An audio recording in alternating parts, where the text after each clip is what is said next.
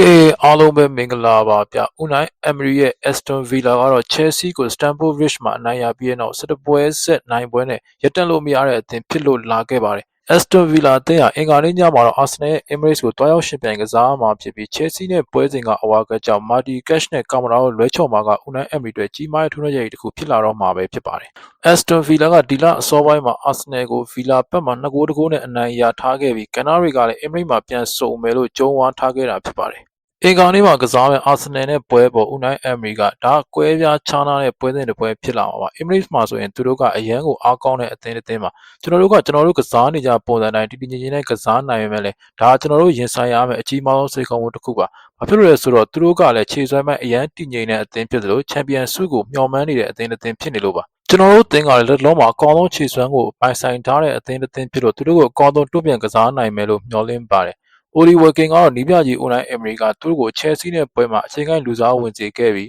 နိုင်ပွဲရအောင်ဆွမ်းဆောင်ပေးခဲ့တဲ့နီးပြူဟာကျွယ်ဝမှုကိုလေးစားကြောင်းပြောဆိုခဲ့ပါတယ်။ Unai Emery ကနီးပြူပိုင်းမှာတကယ်ကိုပါရမီရှင်ပါပဲဒီလိုပဲပြောပြရစေတော့ကျွန်တော်ဒုတိယမှာလူစားဝင်တဲ့အချိန်မှာသူက Jordan Sancho နဲ့ Morgan Roger တို့ကိုတောင်းပန်မှာခေါ်ယူခဲ့ပြီးTelemann ကိုကျောင်းနံပါတ်10နေရာမှာထားခဲ့ပါတယ်ဒီတော့ကျွန်တော်တို့မှာလူတစ်ယောက်ပို့သွားတယ်လို့တော့ခံစားရပါတယ်ရှေ့လာမယ့် Arsenal ပွဲစဉ်တွေလည်းကျွန်တော်တို့အကောင်းဆုံးပြင်ဆင်လို့ထားပါတယ်လို့ပြောကြားခဲ့ပါတယ်လက်ရှိခြေစွမ်းကောင်းနေတဲ့ Villa တို့နဲ့ဒီလာထဲမှာကစားခဲ့တဲ့ရှေ့ပွဲစဉ်တွေမှာ Brighton, Arsenal, West Ham, Manchester United နဲ့ Chelsea တို့ကိုဇက်တိုက်အနိုင်ယူထားလို့လက်လောရုန်းကန်နေရတဲ့ Arsenal အတွက်အင်တာမာကိုခက်ခဲတဲ့ပွဲတစ်ပွဲဖြစ်လာမှာကတော့အသေးချပါပဲဘောလုံးပွဲ30သူပေါ်မတ်ဆန်ကတော့ Arsenal အနေနဲ့တရားပြဿနာတွေနဲ့တောက်လျှောက်ရုန်းကန်နေရပေမဲ့ Brighton နဲ့ပွဲကိုအကောင်းဆုံးဖြည့်ရှင်းနိုင်ခဲ့ပါတယ်Arsenal အနေနဲ့လာမယ့် Villa နဲ့ပွဲရခက်ခဲတဲ့ပွဲစဉ်တစ်ပွဲဖြစ်ရင်ဆိုင်ကစားသွားတော့မှာပဲဖြစ်ပါတယ်ဒီဟာဒီဆွမ်းဆောင်ရည်တွေကဒီခက်ခဲတဲ့ပွဲကိုဖြည့်ရှင်းဖို့သူတို့အပြည့်စုံပြင်ဆင်ထားလိမ့်မယ်လို့ကျွန်တော်ထင်ပါတယ်အင်္ဂါနေ့မှာသူတို့ Villa ကိုအနိုင်ကစားနိုင်ရင်သူတို့ရဲ့ Champion လမ်းကြောင်းကအတော်လေးကိုရှင်းလင်းသွားပြီလို့ပြောကြားခဲ့ပါတယ်Brighton နဲ့ပွဲမှာအားရစရာကောင်းတဲ့ခြေစွမ်းမရှိခဲ့တဲ့ Arsenal တို့ Villa တို့ကို Emirates မှာအိမ်ကွင်းအသာချက်နဲ့အနိုင်ယူနိုင်ပါမလား